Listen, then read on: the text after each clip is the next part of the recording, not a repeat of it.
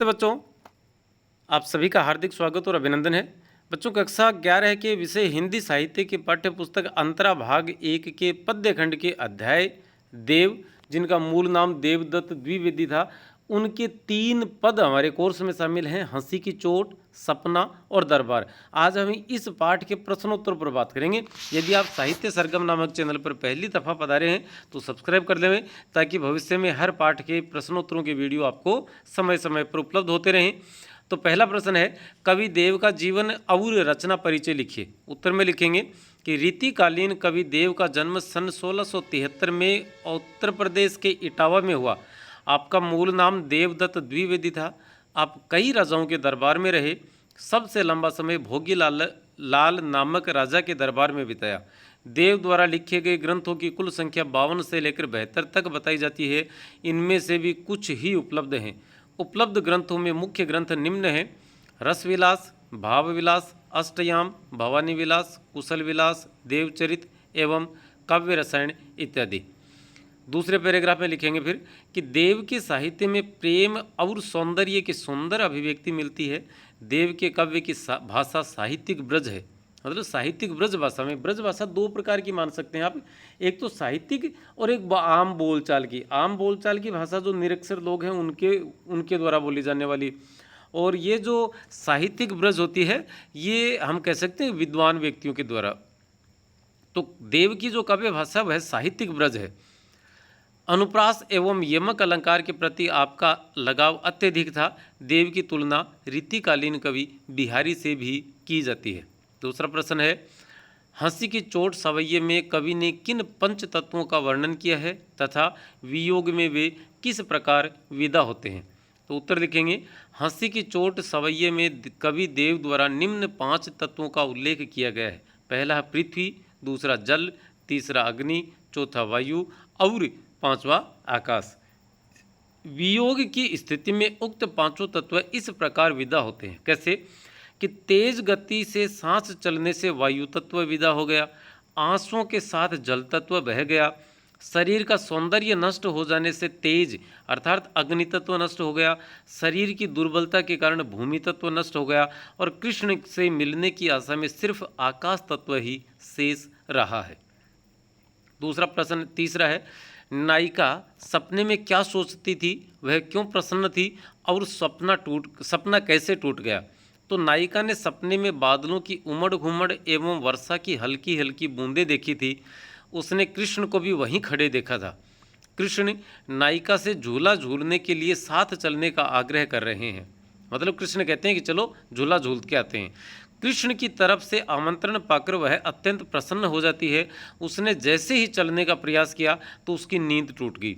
वह अब तक क्या देख रही थी? सपना।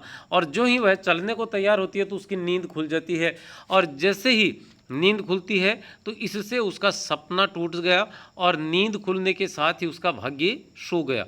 नींद में उसे कृष्ण का सानिध्य मिला हुआ था, जिससे वह प्रसन्न थी, लेकिन नींद खुलते ही कृष्ण का सानिध्य छूट जाता है।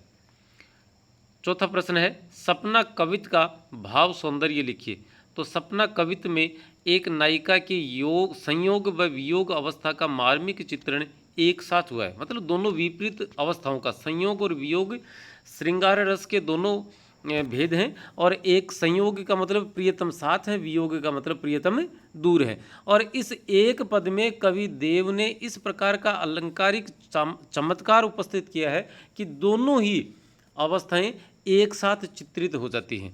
तो नायिका सपने में अपने प्रियतम कृष्ण को सामने देखकर प्रसन्न होती है, लेकिन सपना टूटते ही वह वियोग अवस्था में पहुंच जाती है। मतलब जब तक सपने में थी तब तक संयोग में थी, सपना टूटते ही वियोग में चली गई। संयोग और वियोग का यह अनूठा संगम है। इस पद में प्रकृति का उद्दीपनकारी चित्रण किया गया है, जिससे श्रृंगार रस का सौंदर्य प्रभावशाली बन पड़ा है। रीतिकालीन काव्य प्रवृत्ति की अभिव्यंजना भी स्पष्ट नजर आती है। दरबार सवैये में किस प्रकार के वातावरण का वर्णन किया गया है? तो इस सवैये के माध्यम से कवि ने अपने अनुभव का वर्णन करते हुए राज दरबार की हकीकत बताने का प्रयास किया है। उस समय राज दरबार में भोग विलास की प्रवृत्ति जोरों पर थी और राजा स्वयं ज्ञान शून्य हो गए थे। राजा एवं पदाधिकारी पतनशील थे। कला की परख करने वाला कोई नहीं था। चारों तरफ राग रंग भोग विलास का ही जोर था। राजा और दरबारी अंधों जैसा व्यवहार करते थे। उनके सामने कला और गुण की बात करना बेमानी हो जाता था। दरबार की गुण ग्राहकता और कला की परख को किस प्रकार अनदेखा किया जाता है? तो उसका उत्तर देखेंगे। कवि देव के अनुसार दरबारी वातावरण में अज्ञानी एवं चाटुकारों का दबदबा हो जाता है। तब न तो गुणों की कद्र ही होती है और न ही कला की परख। राजा को भी चापलूसी करने वाली कविता ही पसंद आती है। सभी पर राग रंग व भोग विलास का रंग चढ़ जाता है। मानवीय गुणों व कला का वहाँ कोई महत्व नहीं रह जाता है। भाव स्पष्ट कीजिए में पहला है हेरी हियो जू लियो हरि जू हरि। तो इसमें है कि कृष्ण ने गोपी की तरफ देखकर प्रेम भाव से उसके हृदय का हरण कर लिया है, परंतु अब कृष्ण द्वारा उसकी तरफ से मुंह फेर लेने से वह दुखी हो जाती है। दूसरा है सोई गए भाग मेरे जागी जानी वा जगन में। सॉरी, भारा का करना आपको भाग। सोई गए भाग मेरे जानी वा जगन में। तो एक गोपी सपने में कृष्ण से मिलने का सुख प्राप्त कर रही थी। कृष्ण उसे झूला झूलने के लिए साथ चलने का आग्रह करते हैं। गोपी ज्यों ही कृष्ण के साथ चलने को तैयार होती है वैसे ही उसकी नींद खुल जाती है। तब वह देखती है कि वहाँ न तो कृष्ण है और न ही वर्षा। सारा दृश्य उसकी नींद खुलने के साथ ही गायब हो जाता है। उस समय गोपी को लगता है कि उसके जगने के साथ ही उसके भाग सो गए, मतलब भाग्य सो गया। अर्थात सपने में कृष्ण से मिलने का जो सुख मिल रहा था, नींद खुलते ही वह समाप्त हो गया।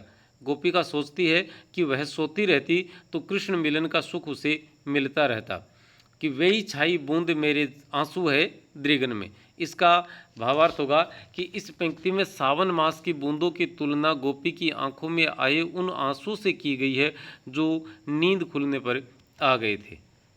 फिर चौथा पार्ट है साहिब अंध मुशाहिब मुँह के भाषा बहिरी सभा बहिरी। तो इस पंक्ति में कवि ने राज दरबार की स्थिति का वर्णन किया है। कवि ने राज दरबार की स्थिति का वर्णन किया है और कवि ने व्यंग्यात्मक भाव से कहा है कि इस दरबार में राजा अंधा है, सभासद बहरे हैं और दरबारी लोग गूंगे हैं, जिन्हें दिखाई तो सब देता है पर वे बोल सकते हैं न ही सुन सकते हैं। आठवां प्रश्न है देव ने दरबारी चाटुकारिता और दंभपूर्ण वातावरण पर किस प्रकार व्यंग्य किया है?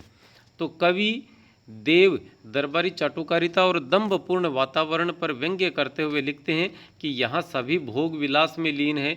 चाटुकारिता इस तरह व्याप्त है कि पूरा दरबार कला और सौंदर्य से विहीन है। न कलाकार का ही सम्मान होता है न ही साहित्यकार का। अज्ञान एवं अहंकार में सब इतने लीन हैं कि न कोई किसी की सुनता है न किसी की मानता ही है। कवि ने राजा को अंधा, दरबारियों को गूंगा व सभा को बहरी बताकर सभी की संवेदनहीनता पर करारा व्यंग्य किया है। और तो साथियों, हम थे अभिनव सर्वा, प्राध्यापक या लेक्चरर हिंदी साहित्य और अनिवार्य दोनों विषय पढ़ाते हैं। माध्यमिक शिक्षा विभाग राजस्थान सरकार में फ़िलहाल सेवा दे रहे हैं। आप चैनल पर नए थे तो सब्सक्राइब कर लीजिएगा। यहाँ तक देखने के लिए बहुत बहुत धन्यवाद। नमस्ते।